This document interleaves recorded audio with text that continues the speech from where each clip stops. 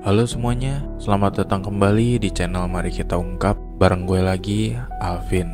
Kali ini kita akan ngebahas salah satu gunung tertinggi nomor 2 di Pulau Jawa, yaitu Gunung Slamet. Gunung ini memiliki ketinggian 3.428 meter di atas permukaan laut. Gunung ini juga menjadi salah satu destinasi favorit bagi para pendaki. Namun di balik keindahannya, Gunung Slamet menyimpan beragam misteri dan mitos yang sudah mengakar pada masyarakat sekitar. Jadi nggak usah berlama-lama lagi, mari kita ungkap.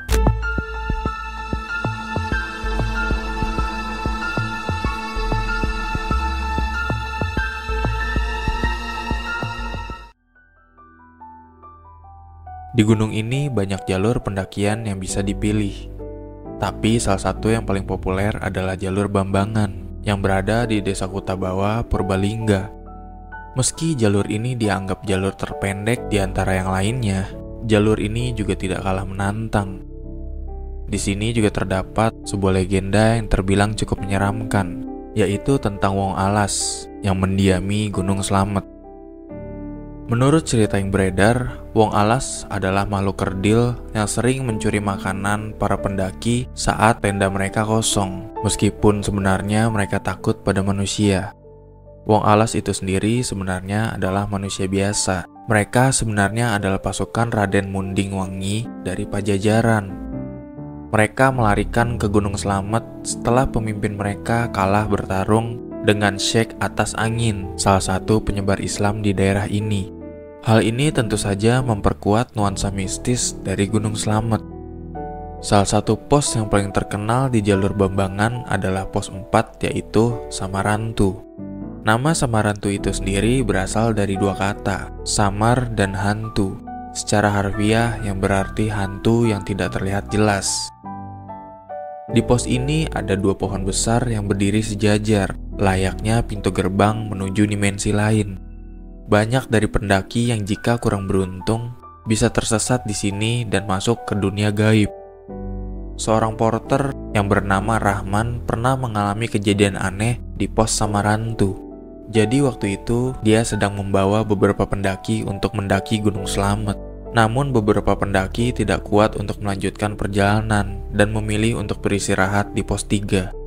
Pada saat itu, Rahman melanjutkan perjalanannya untuk mengantarkan pendaki lainnya sampai di pos 6. Namun pada saat ia kembali menjemput para pendaki yang tadi di pos 3, mereka sama sekali tidak ditemukan. Yang lebih menyeramkannya lagi, ketika Rahman kembali ke pos 6, dia menemukan para pendaki tersebut yang mengaku sedang beristirahat di pos Samarantu dari tadi. Pendaki ini, dua orang ini, dia harusnya ketemu di antara pos 4 pos 5, Mas.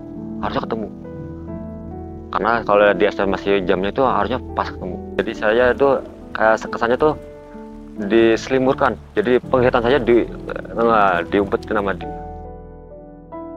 Selain pos Samarantu, ada juga mitos tentang pasar setan yang berada di punggungan menuju puncak Segorowedi. Meski hanya berupa tanah lapang dengan bebatuan, pada malam-malam tertentu sering terdengar suara berisik tanpa wujud. Banyak yang percaya suara ini berasal dari makhluk halus yang sedang bertransaksi di pasar goib. Bahkan pernah ada laporan mengenai ditemukannya jejak ban mobil di puncak ini, sesuatu yang tidak masuk akal jika dipikirkan secara logika. Pasar malam itu yang sering ditemukan itu di Segarawedi. Itu segara pasir itu setelah puncak turun, berarti arahnya sebelah utara kawah. Memang di situ sering ditemukan, kadang-kadang ada bekas ban mobil, dan mungkin kalau di desa sini lagi musim layang-layang, kadang-kadang ada layang-layang di sana. Gunung Slamet juga memiliki cuaca yang cukup ekstrim. Curah hujan yang tinggi dan kabut yang tebal seringkali memberikan tantangan bagi para pendaki. Jadi itu dia mitos-mitos yang melingkupi Gunung Slamet. Di balik keindahannya terdapat dunia lain yang misterius dan tak kasat mata.